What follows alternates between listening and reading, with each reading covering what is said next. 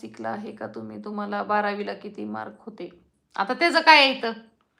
मला काय इथं मुलगा बघायचा आहे का मार्काचा आता? 10वीला किती आणि आता एक 90ची बाई होती. म्हणजे YouTubeला बघितलं ना मी, स्थळांचा चॅनल आहे ना, मी एक सबस्क्राईब केलेला.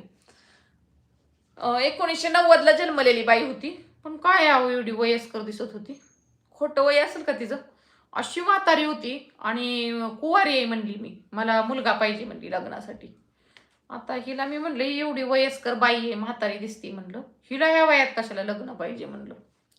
कसली म्हातारी होती बाबा शी.